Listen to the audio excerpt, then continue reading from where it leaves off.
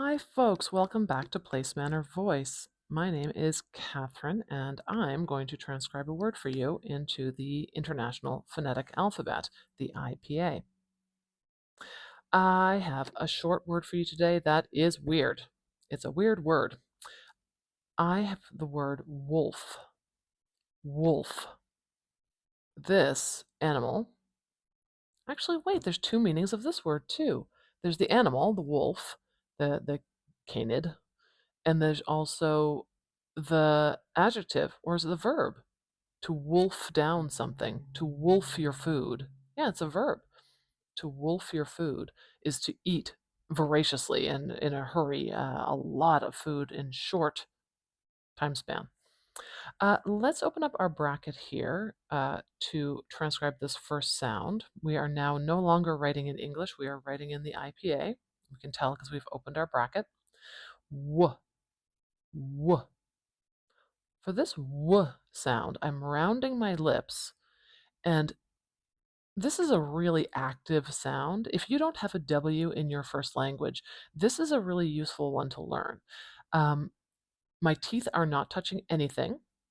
I'm starting as if I'm saying ooh, ooh, and then I'm moving my tongue a little bit, w, w, and opening my lips. And you can kind of think of it like w, w, and that w appears in that transition between the oo and the w, w, w. So you can make this shorter and shorter until that ooh sound almost disappears.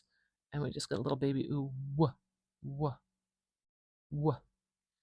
And you can make this with any vowel sound. Like you can go ooh wee, and that e, that sort of little w will appear between those two vowel sounds. And you can practice making the ooh shorter and shorter until it's just a little baby ooh, and you're just saying we, we. Just sounds like the French word oui, doesn't it? Oui. If that helps you remember this w sound, that's fantastic. Okay, let's go back to here. W, uh. Now, I don't use this vowel sound very often. It looks like a little horseshoe. We call it the foot vowel. Foot. It is not oo. Does not equal oo. If you use oo in your first language, but not the sound, it's worth working on adding the to your inventory. Okay, what do we have next here? Wool, wool, wool. Now, if I stopped transcribing there, if I close my bracket, I would have the word wool, wool, wool. It uses the same vowel sound, uses the same ul at the end, same w at the beginning, but I've got to keep going. We've got another sound right after the ul sound. This is an unusual consonant cluster. You don't hear a lot of ul f combinations. Well, what do we have? We have elf and shelf, self. I wonder if we have other ones that I can think of right now. Guelph, the city in Ontario.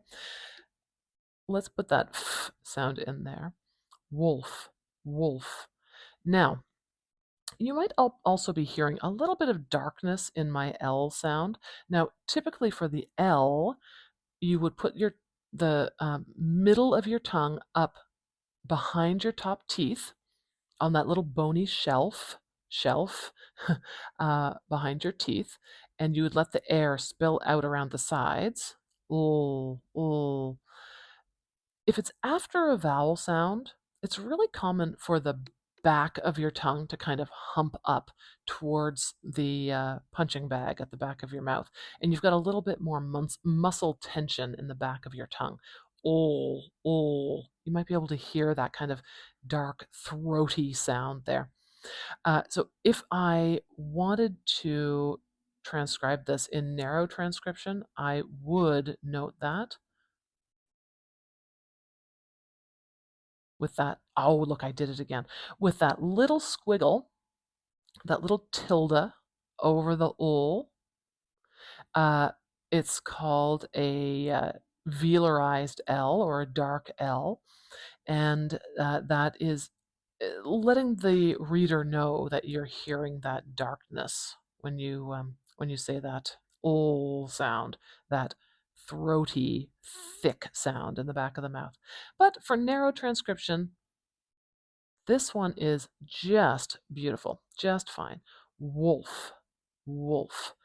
Okay, there is kind of a tricky word to pronounce. Look, I just drew right over my sounds. There we go. Okay. Now, if you have any questions about this, do let me know, or send a comment or write a comment below if you have any suggestions for words you'd like to see me transcribe. I would be happy to help.